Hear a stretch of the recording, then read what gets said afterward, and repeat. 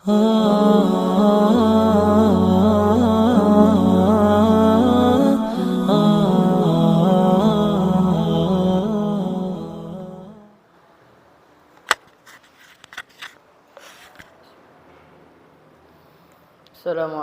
warahmatullahi wabarakatuh.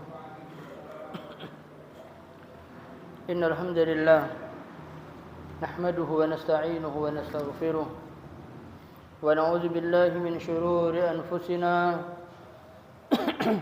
wa min sayyiati a'malina. May yahdihillahu fala mudilla lahu wa man yudlilhu fala hadiya lahu. أشهد أن لا إله إلا الله وحده لا شريك له وأشهد أن محمدا عبده ورسوله. اللهم صل على محمد وعلى آله وأصحابه ومن تبعهم بإحسان إلى يوم الدين. قال الله تعالى في كتابه الكريم: يا أيها الذين آمنوا اتقوا الله حق تقاته ولا تموتن إلا وأنتم مسلمون. يا أيها الناس اتقوا ربكم الذي خلقكم من نفس واحدة وخلق منها زوجها وبث منهما رجالا كثيرا ونساء واتقوا الله الذي تساءلون به والأرحام إن الله كان عليكم رقيبا. يا أيها الذين آمنوا اتقوا الله وقولوا قولا سديدا يصلح لكم أعمالكم ويغفر لكم ذنوبكم ومن يطع الله ورسوله فقد فاز فوزا عظيما. أما بعد فإن أصدق الحديث كتاب الله وخير الهدي هدي محمد صلى الله عليه وسلم وشر الأمور محدثاتها وكل محدثة بدعة وكل بدعة ضلالة وكل ضلالة في النار. Ma'asyiral muslimin rahimakumullah. Alhamdulillah, puja puji syukur kita ucapkan kepada Allah atas segala nikmat yang Allah berikan kepada kita, khususnya nikmat iman, nikmat Islam, nikmat sehat, dan masih banyak nikmat lain yang Allah berikan. Dan kita mohon kepada Allah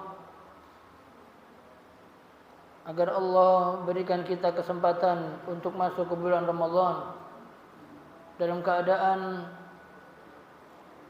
kita sehat, dalam keadaan kita memiliki semangat dalam beribadah yang lebih tinggi dibandingkan Ramadan pada tahun-tahun sebelumnya. Kemudian ma'asyiral muslimin, salawat dan salam kita haturkan kepada Nabi besar Muhammad sallallahu alaihi wasallam, yang mana dengan diutusnya beliau syariat Islam sempurna, dan kita mohon agar Allah mudahkan kita dalam mengikuti sunnah-sunnah Nabi sallallahu alaihi wasallam sampai akhir hayat kita, dan kita mohon agar kita dimatikan dalam keadaan husnul khatimah. Ma'asyiral muslimin rahimakumullah.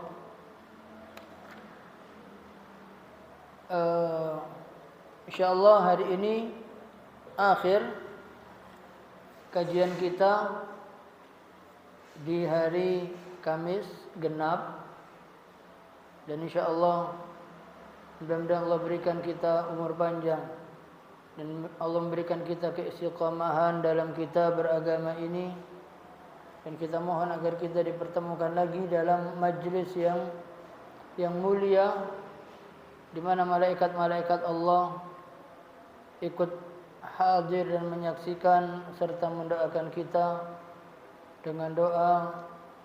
Di antara doanya adalah Allahumma ighfir lahu, Allahumma arhamhu, Allahumma tub alaih. Jadi 3 doa. Ya Allah, ampunilah dia, rahmatilah dia, dan terimalah taubatnya.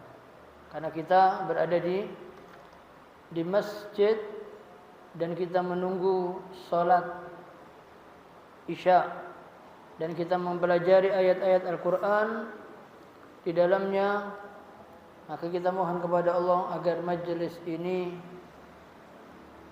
tidak terputus, dan kita mohon kepada Allah agar Allah senantiasa memberikan kecintaan kita kepada majelis-majelis zikir, dan Allah bangkitkan kecintaan kita kepada, khususnya kepada Nabi kita Muhammad sallallahu alaihi wasallam, dan kita mohon agar kita dimatikan dalam mengucapkan kalimat tauhid la ilaha illallah. Ma'asyiral muslimin rahimakumullah, kita masuk pada hadis yang ke-44. Wa an Anas radhiyallahu anhu qala kana ibnun li Abi Talha yashtaki فخرج أبو طلحة فقبض الصبي فلما رجع أبو طلحة قال ما فعل ابني قالت أم سليم وهي أم الصبي هو أسكن ما كان فقربت إليه العشاء فتعشى ثم أصاب منها فلما فرغ قالت وار الصبية فلما أصبح أبو طلحة أتى رسول الله صلى الله عليه وسلم فأخبره فقال أعرستم الليلة قال نعم قال اللهم بارك لهما فولدت غلاما فقال لي أبو طلحة احمله حتى تأتي به النبي صلى الله عليه وسلم وبعث معه بتمرات فقال أمعه شيء قال نعم تمرات فأخذها النبي صلى الله عليه وسلم فمضغها ثم أخذها من فيه فجعلها في الصبي ثم حنكه وسماه عبد الله متفق عليه. Dari Anas radhiyallahu an, dia berkata, ini Anas menceritakan bahwasanya Abu Talha memiliki seorang anak laki-laki kecil yang sedang sakit. Maka Abu Talha keluar dari rumah karena ada kepentingan. Ketika Abu Talha keluar, kata Anas, faqubidha as-sabiyyu, maka anak yang sakit tadi meninggal. Jadi ayahnya tidak tahu, Abu Talha tidak tahu kalau putranya meninggal. Falamma raja'a Abu Talha, maka ketika Abu Talha pulang ke rumahnya kembali, qala, Abu Talha bertanya, ma fa'ala ibni, mana anakku, apa yang dia perbuat sekarang? Jadi Abu Talha keluar dalam kondisi putranya sakit. Kemudian ketika pulang, karena keluarnya ada urusan, pulang, yang ditanya pertama adalah putranya. Apa yang diperbuat putraku sekarang? Artinya tanya bagaimana kondisi putraku. Faqalat Ummu Sulaim wa hiya ummus sabi. Maka Ummu Sulaim berkata, dan dia adalah ibu dari anak kecil ini tadi, dia menjawab, huwa askanu makan, dia lebih tenang dibandingkan yang sebelumnya. Faqarrabat ilaihi al-asha, kemudian Ummu Sulaim menyiapkan makan malam, menyiapkan santapan malam untuk Abu Talha. Fata'asya, kemudian Abu Talha makan malam. Tsumma asaba minha, kemudian Abu Talha mendatangi istrinya, artinya hubungan suami istri.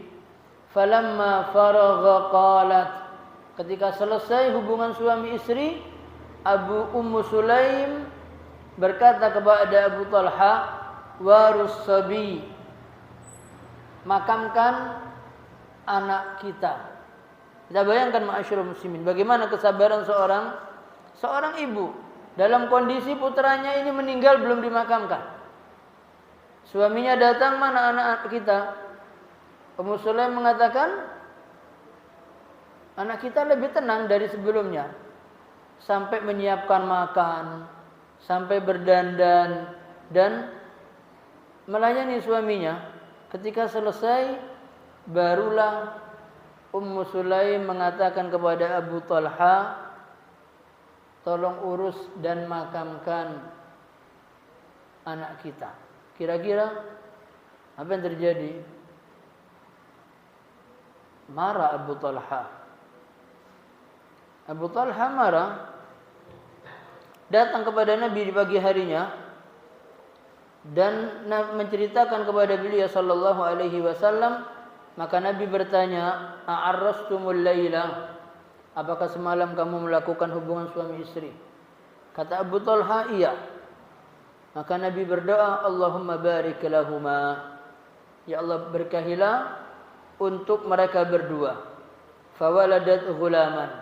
Dari hubungan suami istri tersebut di malam itu, Allah anugerahkan kepadanya seorang anak laki-laki. Faqala li Abu Talha. Ketika lahir anak laki-laki ini, Abu Talha berkata kepadaku, kepada Anas, ihmilhu hatta ta'tiya bihin nabi. Bawa anak bayi ini dan pergilah kepada Nabi sallallahu alaihi wasallam. Wa ba'atha ma'ahu bitamarat.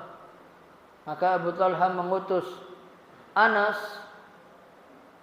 untuk pergi dengan membawa beberapa buah kurma. Faqal, kemudian Nabi bertanya, ama'ahu syai', apa dia membawa sesuatu? Kata Anas, na'am, tamarat. Iya, beberapa kurma ya Rasulullah. Fa akhadhaha an-nabiyyu famadaghaha. Kemudian Nabi sallallahu alaihi wasallam mengambil kurma tersebut, kemudian Nabi mulai memamah, mengunyah. Summa akhadhaha min fihi. Kemudian diambil dari mulut beliau sallallahu alaihi wasallam, faja'alaha fi fiyis sabi. Kemudian meletakkan di mulut bayi yang dibawa oleh Anas kepada beliau sallallahu alaihi wasallam. Summa hannakahu. Kemudian ditahnik. Kemudian sammahu Abdullah. Maka Nabi memberikan nama anak ini siapa? Abdullah. Wa fi riwayatin al-Bukhari, ini riwayat yang tadi Bukhari Muslim. Wa fi riwayatin al-Bukhari, dalam riwayat Bukhari, qala Ibnu Uyainah berkata, faqala rajulun minal ansar, ada seorang laki-laki dari kaum Ansar berkata, fara'aitu tis'ata auladin kulluhum qad qara'ul Qur'an. Dan aku telah melihat Abdullah yang lahir itu memiliki 9 anak laki-laki dan semuanya hafal Al-Quran. Ini karena keberkahan atau karena doa Nabi sallallahu alaihi wasallam. Wa fi riwayat Muslim, dan pada riwayat Muslim, mata ibnu li Abi Talha min Ummi Sulaim. Meninggal putra dari Abu Talha dengan Ummu Sulaim. Faqalat li ahliha. Maka Ummu Sulaim berkata kepada suaminya, kepada keluarganya. Jadi Ummu Sulaim ini berkata kepada keluarganya, la tuhadditsu Abu Talha bibnihi hatta akuna ana uhadditsu.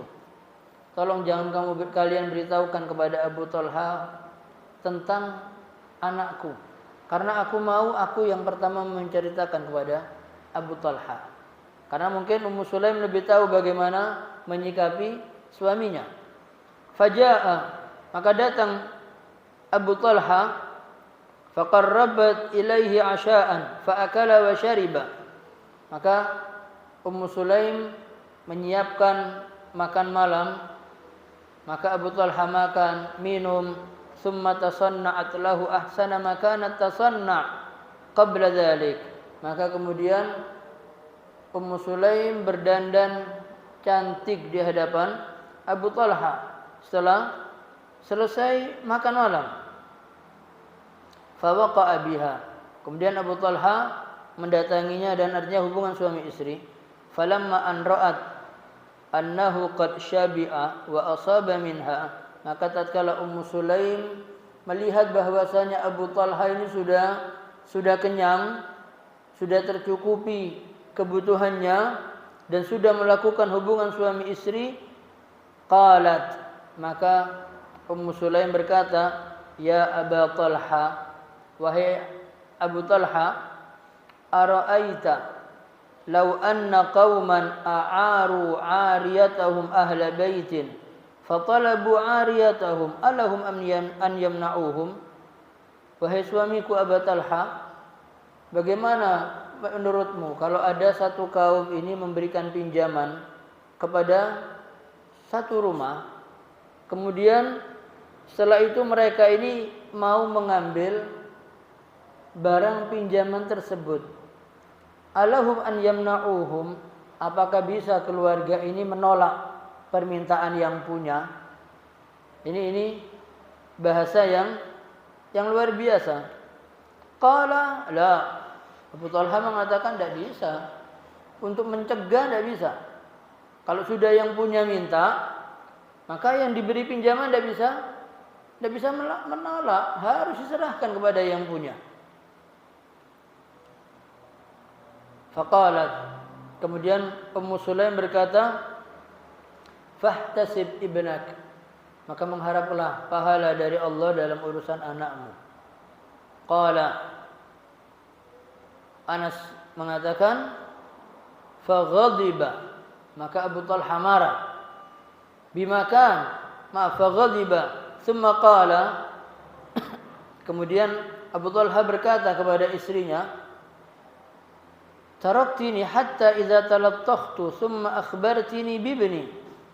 Kamu biarkan aku sampai aku menyelesaikan semua hajatku. Artinya sampai terpenuhi semua kebutuhan fisik, kemudian syahwatnya terpenuhi semua, kemudian setelah itu kamu menceritakan kepadaku tentang putraku. Fantalaqa hatta ata Rasulullah sallallahu alaihi wasallam fa akhbarahu bimakan. Maka langsung Abu Talha pergi meninggalkan dan datang kepada Nabi sallallahu alaihi wasallam dan menceritakan kondisi itu. Yang ditanya oleh Nabi adalah apa? Ditanya apakah kamu sudah melakukan hubungan suami istri. Maka Nabi berdoa, barakallahu fi lailatikuma. Semoga Allah memberkahi di malam hari kalian berdua. Bukan menyebutkan tentang anaknya, ya, tapi yang didoakan adalah dalam hubungan yang sudah terjadi. Maka semoga Allah memberkahimu. Dengan hubungan tersebut fahamalat, maka Ummu Sulaim mendapat kepercayaan hamil. Qala wa kana Rasulullah fi safarin wa hiya ma'ahu. Dan adalah Nabi sallallahu alaihi wasallam melakukan perjalanan dan Ummu Sulaim ikut juga bersama Nabi dalam perjalanan. Wa kana Rasulullah idza atal Madinah min safarin la yatruquha turuqan fadanaw min al-Madinah fadarabaha al-makhad fahtabasa 'alayha Abu Talha. Maka di sini Rasulullah sallallahu alaihi wasallam apabila datang ke Madinah dari safar, maka beliau tidak akan berjalan masuk dari tempat yang berangkatnya dari tempat itu. Jadi akan lewat dari tempat lain. Maka dengan tujuan apa? Ini adab ketika seorang suami ini pergi luar kota. Itu sebelum datang, apalagi sekarang ada handphone, apalagi sudah perjalanan berhari-hari pulang, cukup menyampaikan istri, saya sudah sampai mana? Keras, atau kalau dari Ponorogo sudah sampai Trenggalek, sudah hampir sampai. Kenapa? Supaya istri bisa mempersiapkan untuk kebutuhan suami, baik itu makanan ataupun apa yang diinginkan oleh suami. Dan suami tidak langsung pulang ke rumah, tapi menunda-nunda waktu supaya istri ini bisa berdandan untuk suami. Dan ini yang banyak ditinggalkan oleh suami ataupun ditinggalkan oleh istri. Salah itu kaya bengi, kuncinya tak tinggal, saya mau tidur. Itu mungkin terlalu capek. Tapi haknya suami di situ harus didahulukan. Dan sementara suami juga tidak langsung masuk ke rumah tanpa memberitahukan kalau dia datang. Jadi ini adab yang diajarkan oleh Nabi. Kalau datang dari luar kota tidak langsung masuk, ngasih kesempatan waktu supaya mungkin istrinya mau berdandan, mau nyiapkan ini dan seterusnya. Dan tidak membuat kejutan tiba-tiba datang ada suaminya. Itu tidak bagus. Kemudian ma'asyiral muslimin rahimakumullah, ketika hampir masuk ke Madinah, tiba-tiba Ummu Sulaim ini merasakan sebenarnya sudah mau melahirkan. Fahtabasa 'alaiha Abu Talha. Maka akhirnya Abu Talha tidak menemani Nabi sallallahu alaihi wasallam, tertahan menunggu istrinya melahirkan. Wantalaqa Rasulullah sallallahu alaihi wasallam. Kemudian Nabi pergi meninggalkan Abu Talha. Qala yaqulu Abu Talha, innaka la ta'lam ya Rabb annahu yu'jibuni an akhruja ma'a Rasulillah idza kharaj. Abu Talha berkata, sesungguhnya engkau ya Tuhanku benar-benar tahu bahwasanya aku paling suka kalau aku keluar bersama Nabi ketika beliau keluar. Wa adkhul ma'ahu idza dakhal, dan aku juga paling senang kalau masuk di Madinah bersama dengan Nabi sallallahu alaihi wasallam. Wa qad ihtabastu bima tara taqul Ummu Sulaim, dan engkau ya Rabb tahu bahwasanya aku ini tertahan. Ini Abu Talha berkata kepada Allah. Maka Ummu Sulaim berkata, ya Abu Talha, ma ajidu alladhi kuntu ajid, intalik. Sudah, kata Ummu Sulaim, sudah, biar tinggalkan aku, kamu pergi bersama Nabi. Fantalaqna wa darabaha al-makhadu hina qadima fawaladat ghulaman. Tidak jadi di sini, maaf.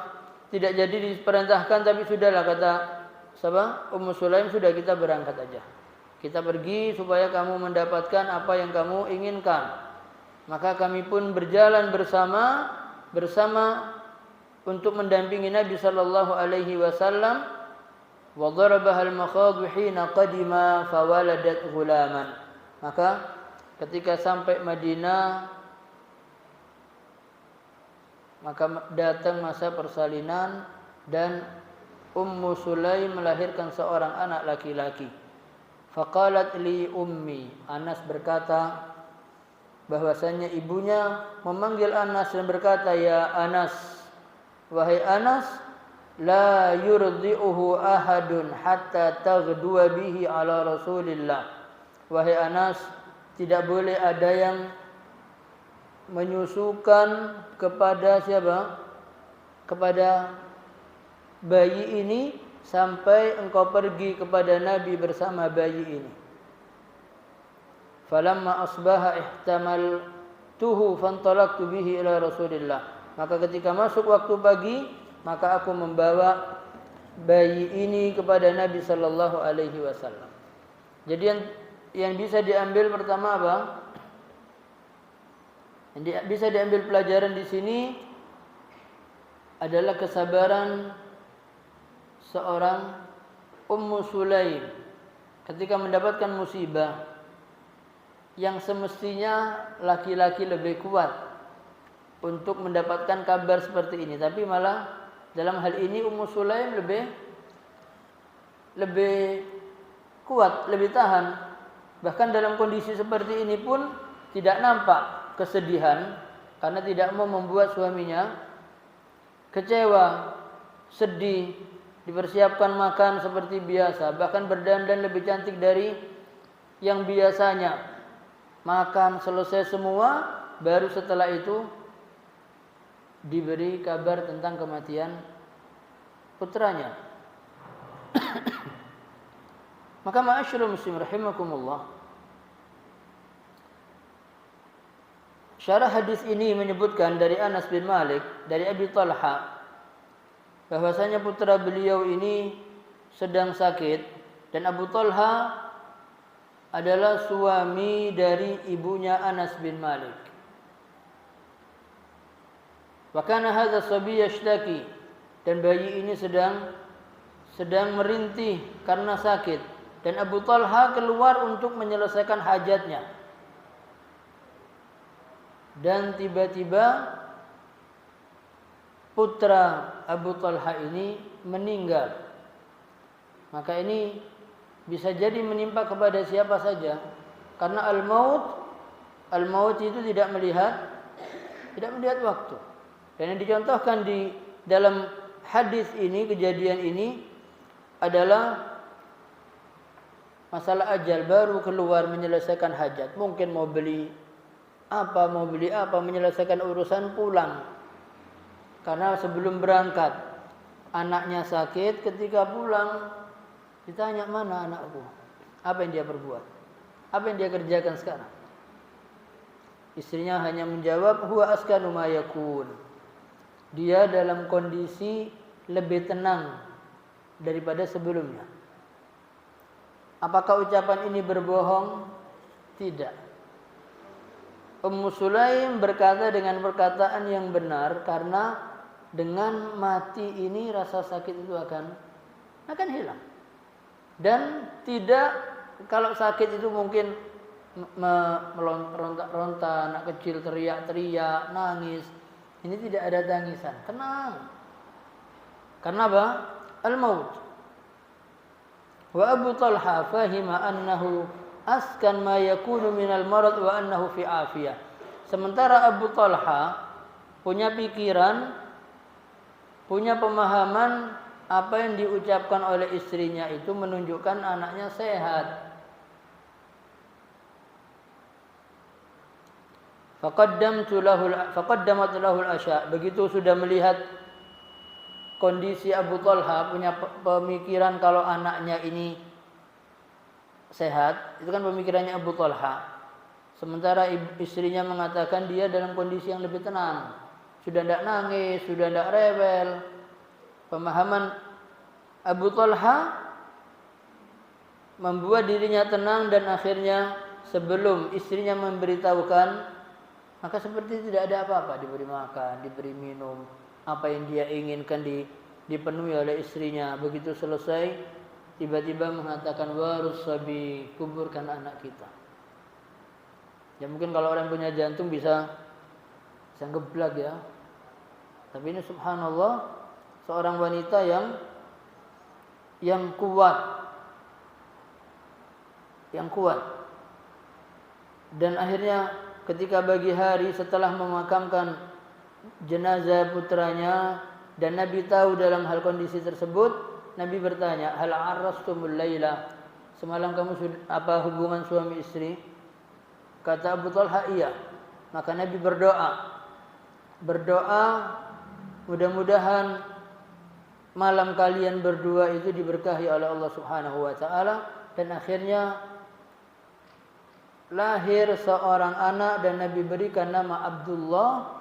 Dan Abdullah ini punya 9 anak laki-laki, semuanya menghafal Al-Quran, karena barokah doa dari Rasul sallallahu alaihi wasallam. Wa fi hadzal hadis, dan dalam hadis ini juga dalil ala quwwati sabri Ummi Sulaim. Ini adalah menunjukkan dalil kuatnya atau sabarnya Ummu Sulaim. Bahwasanya anaknya meninggal dalam kondisi seperti itu, dia tidak mengatakan secara terang-terangan kepada suaminya, menggunakan kalimat at-tawriyah. At-tawriyah ini seseorang menyebutkan satu ucapan, membuat orang yang diajak bicara ini punya anggapan yang dibicarakan tentang masalah A. Tapi ada lagi yang dimaksud oleh yang berbicara dengan makna yang jauh dari yang difahami oleh yang diajak bicara. Ini namanya at-tawriyah. At-tawriyah ini bukan dalam bab dusta atau bohong, tapi ini apa? Menggunakan satu kata yang memiliki banyak makna, tapi yang ada pada pikiran yang mendengar maknanya yang ini, padahal yang berbicara tidak mau yang itu, mau makna yang lain. Ini namanya at-tawriyah. Sudah kita sampaikan ketika Nabi Shallallahu Alaihi Wasallam itu dikejar oleh orang-orang Quraisy dan Nabi bersama Abu Bakar As-Siddiq, dan di situ ada sayembara yang menemukan Nabi Shallallahu Alaihi Wasallam dapat hadiah 100 onta. Yang menemukan Abu Bakar dapat 50 onta. Maka orang-orang Quraisy ini mencari, dan kemudian Nabi bersama seseorang, dan ada yang tanya, siapa bersamamu? Mana? Ini laki-laki. Oh, orang laki ini. Orang laki ini Hadin. Hadin yahdini as-sabil. Kalau dalam bahasa Indonesianya Hadin itu guide. Guide yang menunjukkan aku ke satu jalan. Ini makna yang difahami setiap orang yang mendengar. Sementara yang diinginkan oleh laki-laki ini yang dimaksud adalah Hadin, ini yang membawa petunjuk, yang menunjukkan umat ini ke as-sabil, yang dimaksud adalah Islam. Karena kalau orang ini ngomong terang-terangan ini adalah Nabi Muhammad, dibunuh. Maka di situ menggunakan at-tawriyah. Sama halnya ketika Nabi Ibrahim alaihissalam. Nabi Ibrahim alaihissalam itu melakukan 3 tawriyah. Maka ketika dalam hadis syafaat, ketika datang umat ini kepada Nabi Adam alaihissalam, Nabi Adam mengatakan apa? Bukankah kalian keluar dari neraka karena kesalahan ayah kalian? Nabi Adam mengatakan, nafsi, nafsi. Sudah, aku ngurusi diriku sendiri. Datang kamu kepada Nuh. Karena Nuh itu adalah siapa? Rasul yang pertama. Mereka datang kepada Nabi Nuh. Nabi Nuh mengatakan, jangan minta kepada aku. Aku dulu terlalu tergesa-gesa minta kepada Allah supaya kaumku yang tidak mau beriman mereka semua dibinasakan, dan Allah kabulkan. Kemudian Nabi Nuh memerintahkan terus sampai kepada Nabi Ibrahim alaihissalam. Ketika sampai kepada Nabi Ibrahim alaihissalam, bertanya lagi, Nabi Ibrahim mengatakan, jangan minta kepada aku, mintalah kepada Isa. Kenapa? Nabi Ibrahim mengatakan, aku sudah berbohong 3 kali. Berbohong 3 kali. Padahal yang dimaksud ini adalah Nabi Ibrahim mengatakan 3 kali tauriyah. Yang pertama, ketika Nabi Ibrahim bersama istrinya, dan pada waktu itu ada raja itu yang menggoda istri dari Nabi Ibrahim alaihissalam. Maka Nabi Ibrahim alaihissalam mengatakan apa? Ini tidak mengatakan istri, tapi mengatakan apa? Ukht. Ukht itu adalah saudara perempuan. Yang dimaksud Nabi Ibrahim adalah ini adalah istrinya. Tapi kalau dikatakan istri, maka akan diambil istrinya Nabi Ibrahim oleh penguasa pada waktu itu.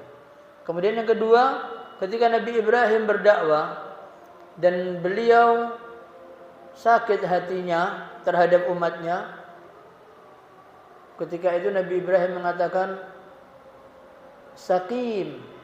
Sakim itu adalah sakit secara fisik.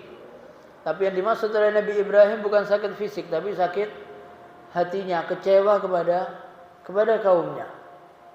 Jadi itu menggunakan apa namanya? At-tawriyah.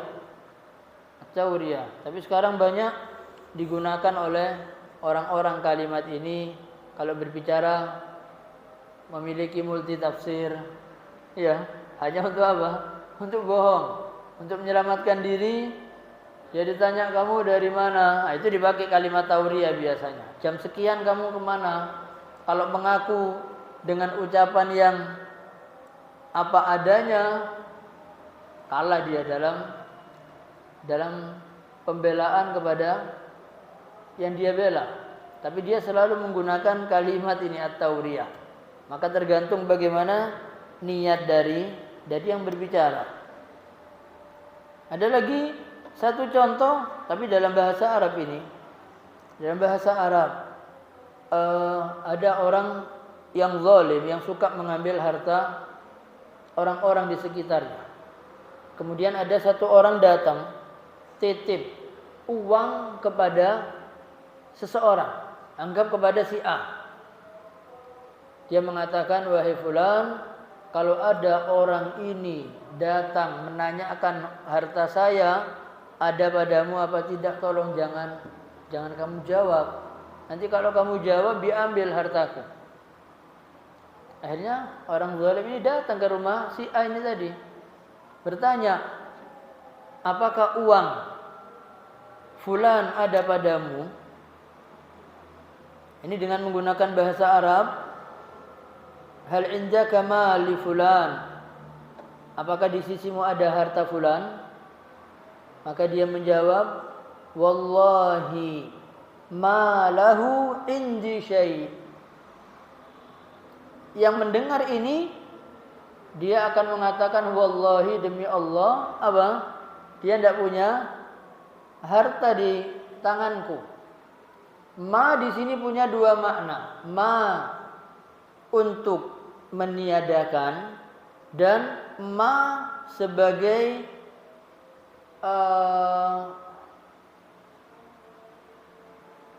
as-silah atau yang punya arti allazi, yang dimaksud oleh yang megang ini, wallahi ma lahu indi syai', demi Allah yang ada padaku ini adalah hartanya orang ini.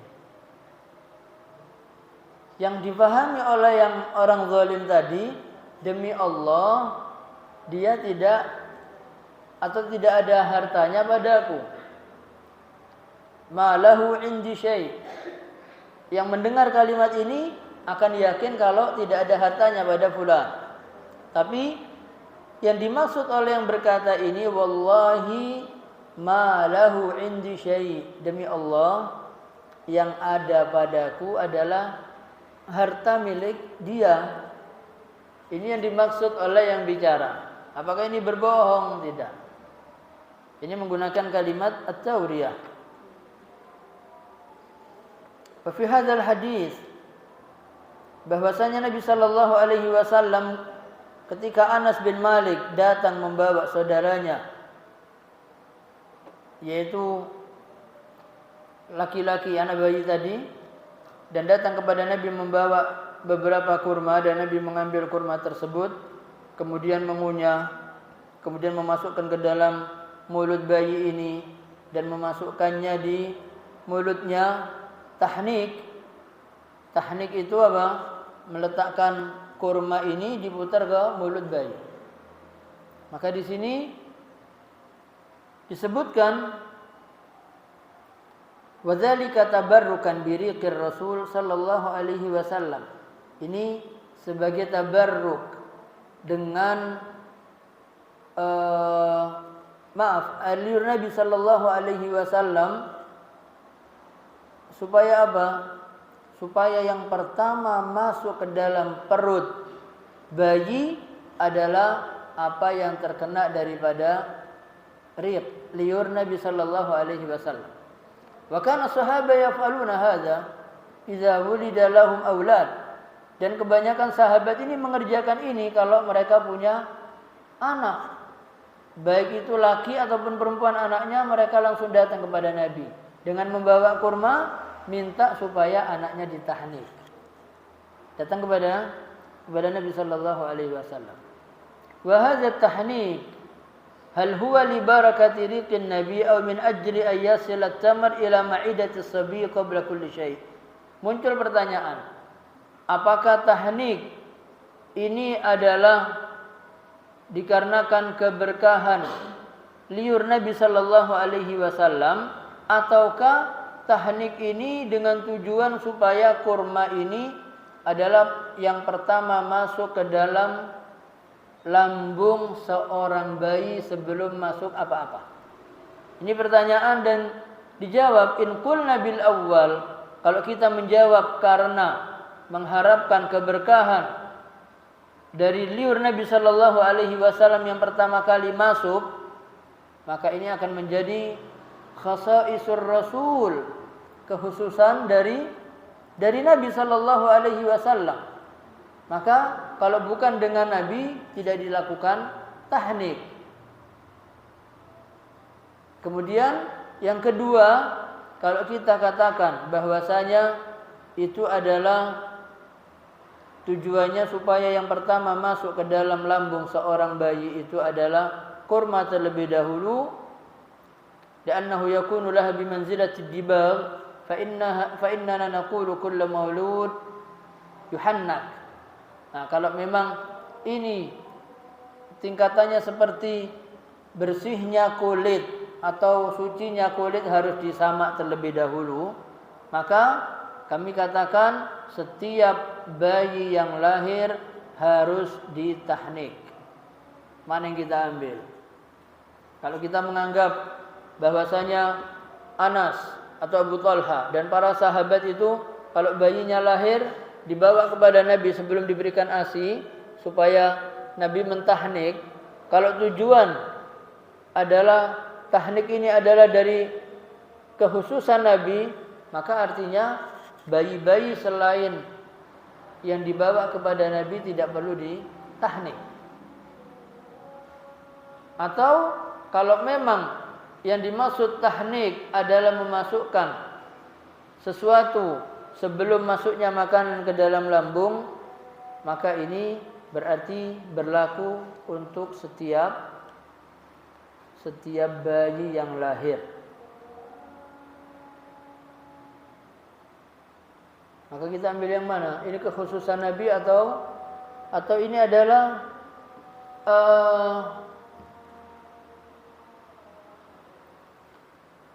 setiap bayi yang lahir harus ditahnik. Kita ambil yang mana? Kita ambil yang setiap bayi yang lahir harus ditahnik. Supaya yang awal yang masuk ke dalam lambung itu adalah kurma terlebih dahulu. Itu yang kita ambil. Itu kalau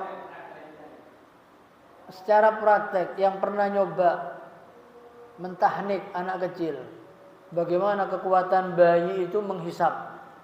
Jadi apalagi diletakkan di langit-langit bayi, itu hisapannya kuat sekali.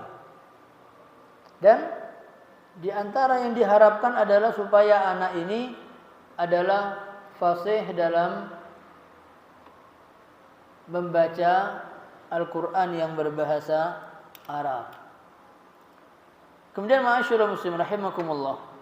Wa fi hadzal hadis, dalam hadis ini juga ayat min ayatillah, tanda-tanda kebesaran Allah, haitsu da'a li hadzal as-sabi fabarakallahu fihi wa fi aqibihi wa kana lahu kama dzakarna tis'a min al-walad kulluhum yaqra'una al-Qur'an bi barakati du'air rasul. Ini di sini menunjukkan apa? Doa keberkahan Nabi sallallahu alaihi wasallam itu dalam hadis ini menunjukkan apa? Ad-du'a. Jadi ketika sahabat mendapati Nabi sallallahu alaihi wasallam sudah meninggal, kalau di zaman Nabi ketika musim kering, itu sahabat datang kepada Nabi, ya Rasulullah, kita mengalami paceklik. Tolong doakan kepada Allah supaya hujan turun. Maka Nabi pun berdoa supaya hujan turun.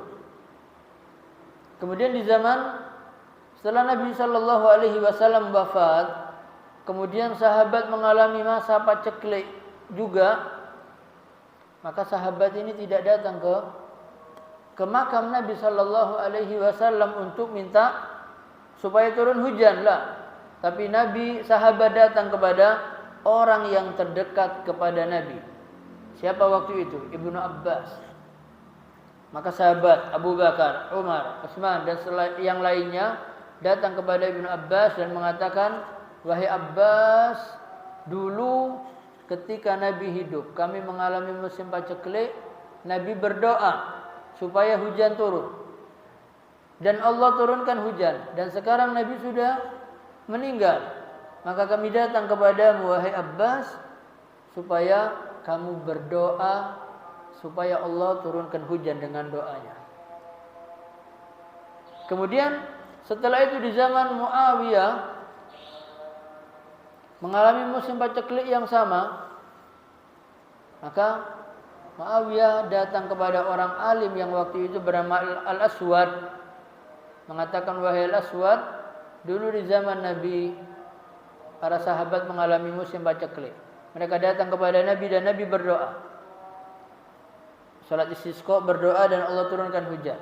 Setelah Nabi wafat, para sahabat datang kepada Al-Abbas supaya Al-Abbas mendoakan kepada Allah supaya hujan turun. Dan sekarang kami datang kepadamu, wahai Al-Aswad, tolong minta kepada Allah supaya Allah turunkan hujan." Ini karena keberkahan doa. Maka di sini nanti ada perbedaan pemahaman tentang bab at-tawassul.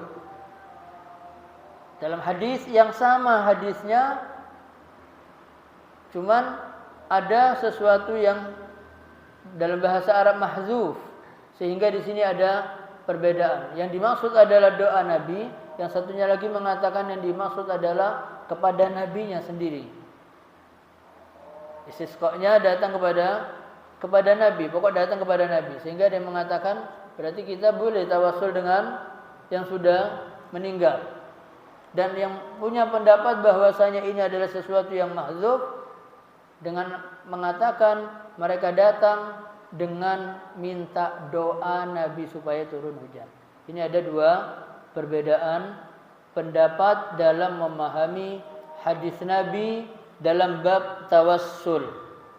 Hadisnya sama, ayatnya yang digunakan sama, tinggal pemahaman hadisnya yang berbeda sehingga terjadi perbedaan dalam menyikapi at-tawassul.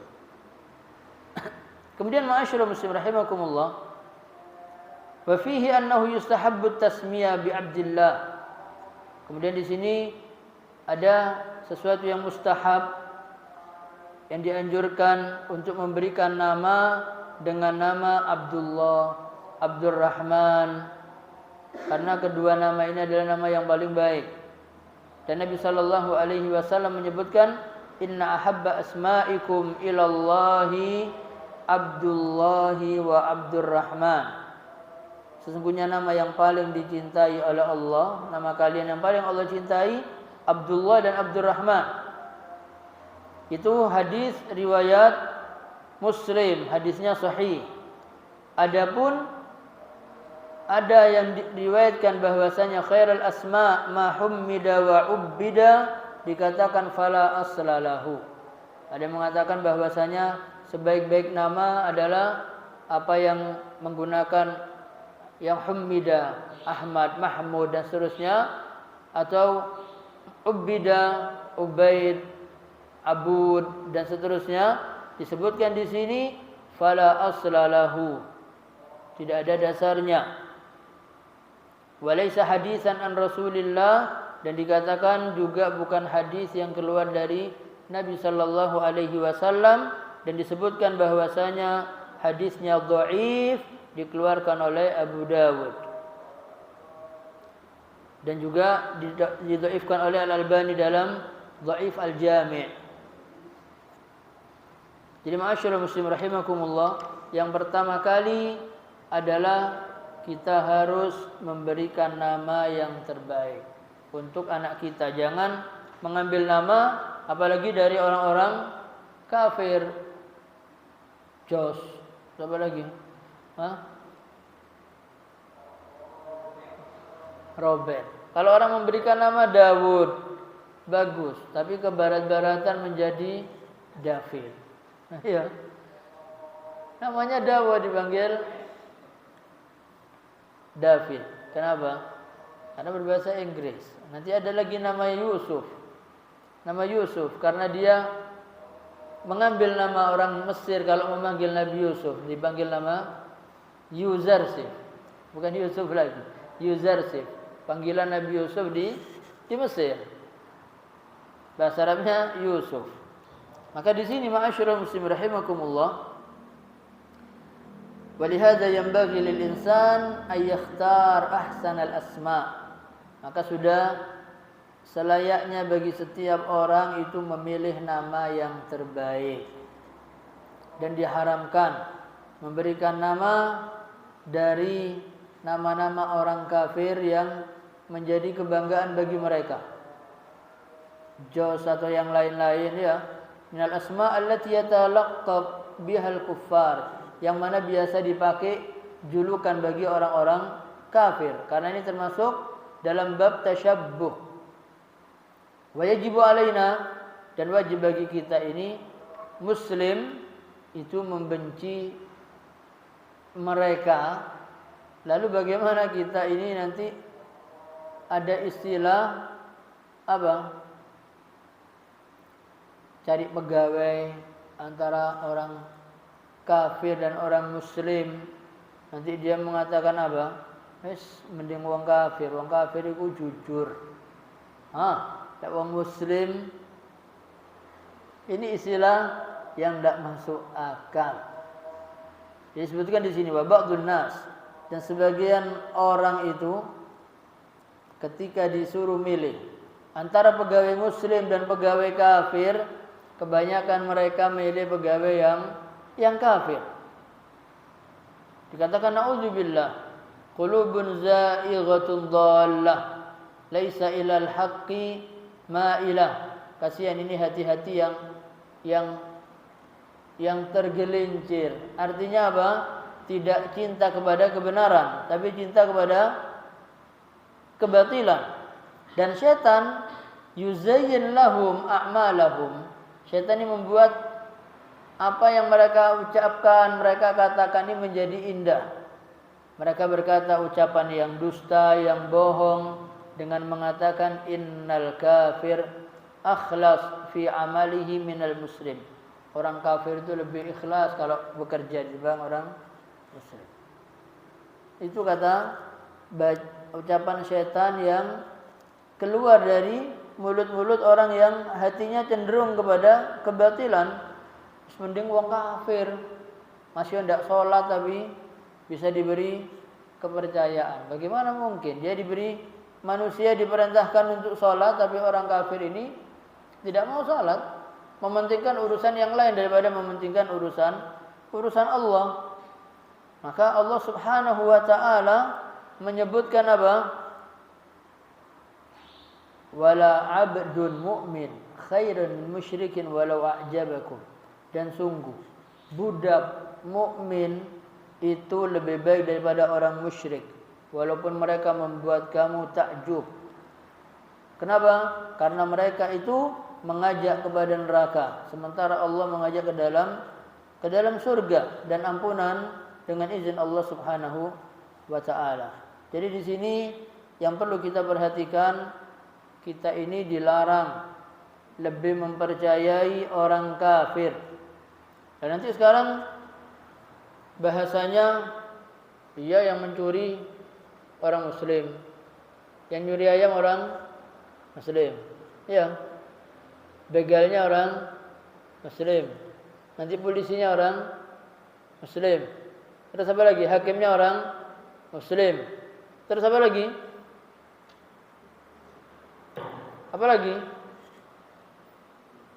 sipirnya orang muslim, yang nerima sogok orang muslim. berarti orang muslim semuanya buruk. Tidak. Karena kita semua mayoritasnya orang Islam. Pergi ke negara Somalia. Negara Somalia, maka yang muncul apa?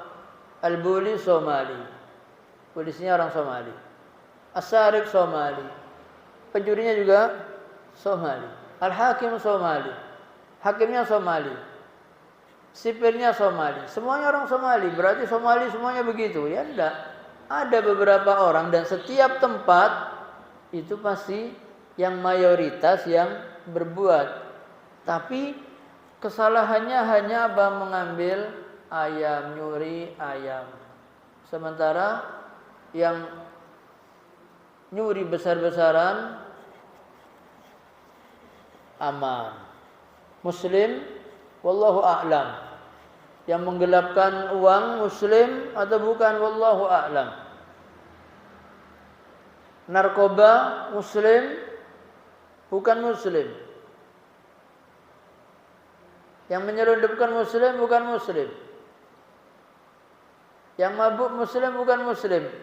Kenapa kok harus muslimnya yang disalahkan?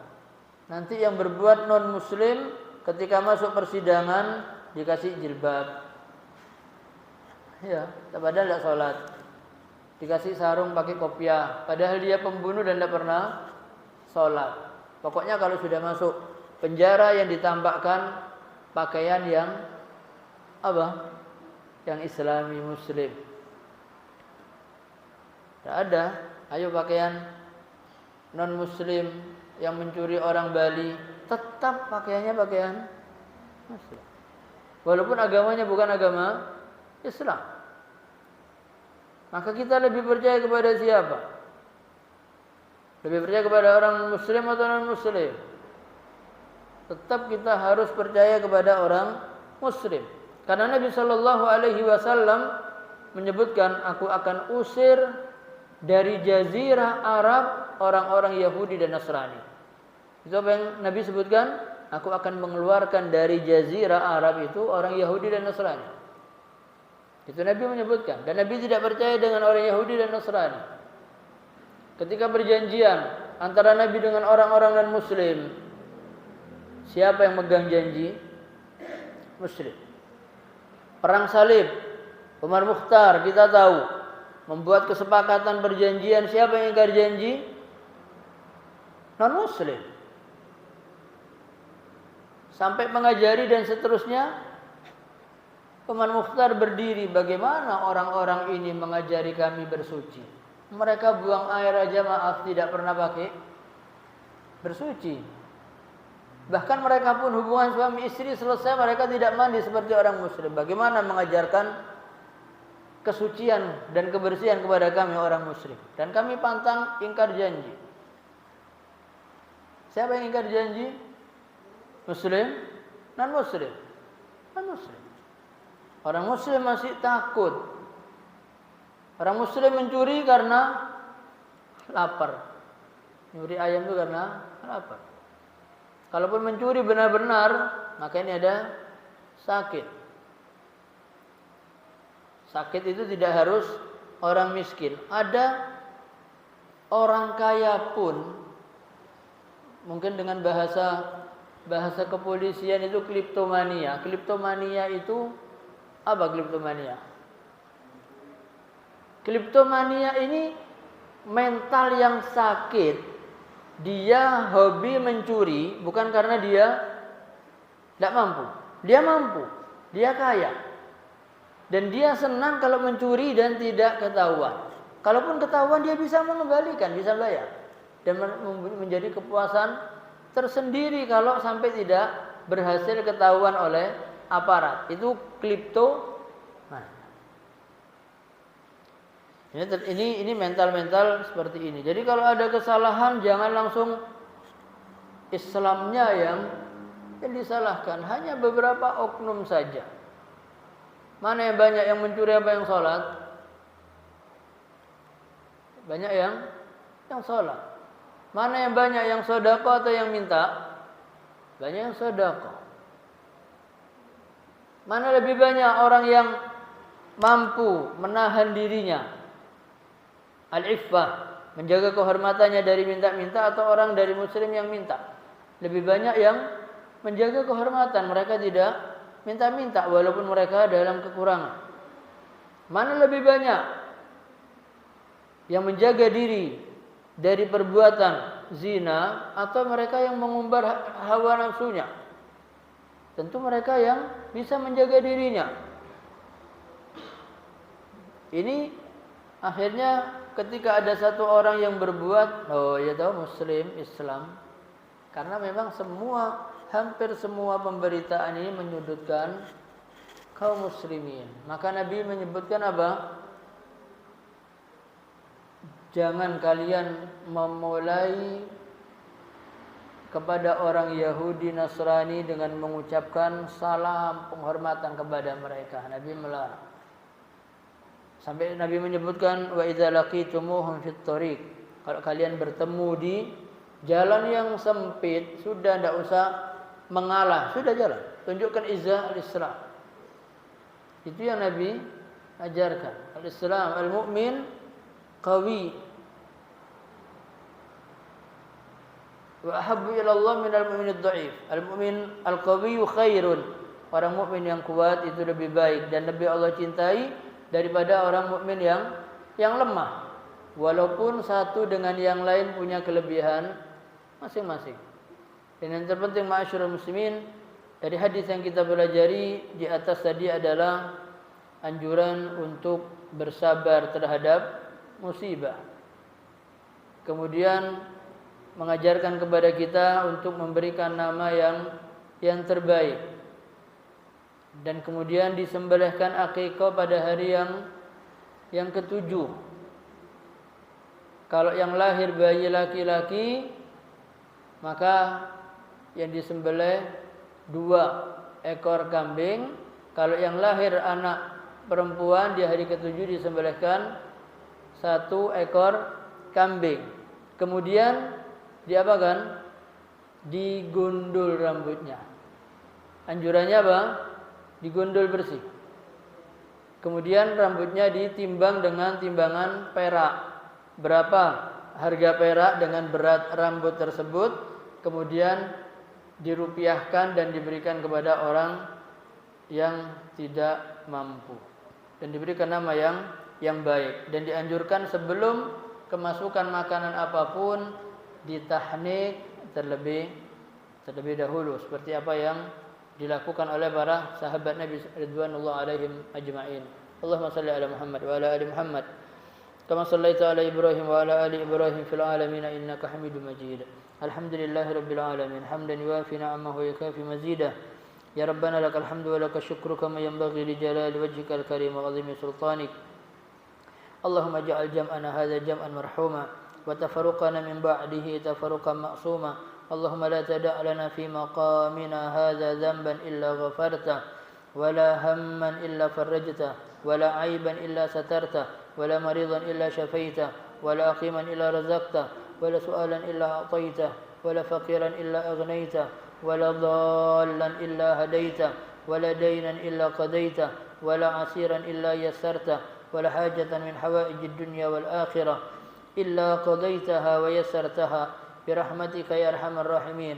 Rabbana asrif 'anna 'adzab jahannam inna 'adzabaha kana gharama innaha sa'at mustaqarra wa muqama. Rabbana asrif 'anna 'adzab jahannam inna 'adzabaha kana gharama innaha sa'at mustaqarra wa muqama. Rabbana atina fid dunya hasanah wa fil akhirati hasanah wa qina 'adzaban nar. Wa subhana rabbika rabbil izzati amma yasifun wa salamun alal mursalin walhamdulillahi rabbil alamin.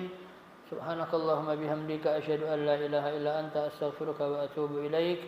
Kemudian untuk yang biasa puasa Senin Kemis, maka masih ada kesempatan lagi puasa di hari Senin. Kemudian yang masih punya hutang puasa Ramadan, maka sebelum datang Ramadan mudah-mudahan dimudahkan untuk menyelesaikan hutang puasanya. Billahi taufiq wal hidayah. Wassalamualaikum warahmatullahi wabarakatuh.